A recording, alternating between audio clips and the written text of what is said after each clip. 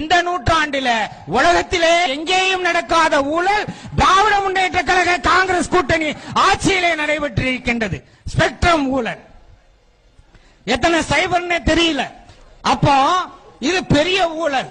இந்த ஊழல் என்ன எப்படி நடந்திருக்கின்றது என்பதை எல்லாம் இது நம்முடைய நாட்டை இதனால என்ன சொல்றாங்க, எல்லார் பாக்கெட்லயும் செல்போன் இருக்கின்றது, செல்போனுடைய விலையை குறைச்சிட்டோம், இது ஒரு பெரிய புரட்சி இல்லையா, இது ஒரு நல்வாழ்வு திட்டம் இல்லையா அப்படின்னு பார்த்தா ஒரு ரூபா அரிசியும் கூட இது அரசாங்கத்துக்கு இழப்புத்தானே ஏற்பட்டிருக்கின்றது என்றெல்லாம் சொல்கின்றார்களே.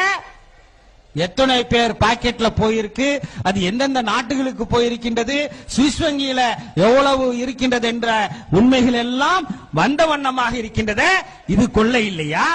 அரசாங்கம் சொல்ல மாட்டேன் என்கின்றது. இது கொள்ளை இல்லையா? யாருடைய சொத்து? இந்த நாடு கருணாநிதி குடும்பத்திற்கும் சோனியா காந்தி குடும்பத்திற்கும் ஆண்டிமுத்து ராஜாவுக்கும் சொந்தமான நாடுதானா இது? இந்த நாடு வளர்ச்சிக்கு, இந்த நாட்டினுடைய வளர்ச்சிக்கு, இந்த நாடு விடுதலை பெற்றதுக்கு அனைத்து தரப்பு மக்களும் பாடுபட்டிருக்கின்றார்கள். அனைத்து மக்களுடைய பங்களிப்பும் இருக்கின்றது. இந்த ஸ்பெக்ட்ரம் என்பது இந்த நாட்டினுடைய சொத்து. ராணுவம் மட்டுமே பயன்படுத்தக்கூடியதை தொலைத்தொடர்புக்காக வேண்டி கொடுத்திருக்கின்றார்கள். அதை மலிவான விலையில ஏலத்துக்கு எடுத்து இவங்க வீட்டு பாக்கெட்டை நிரப்பிட்டு நாட்டுக்கு நஷ்டம் இல்லைன்னு விஞ்ஞான பூர்வமாக ஊழல் செய்தவர் என்று நீதிபதி RS சக்கரியாவால் விமர்சிக்கப்பட்ட கருணாநிதி இப்போது சொல்றாரு ஊழலே இல்லைன்னு.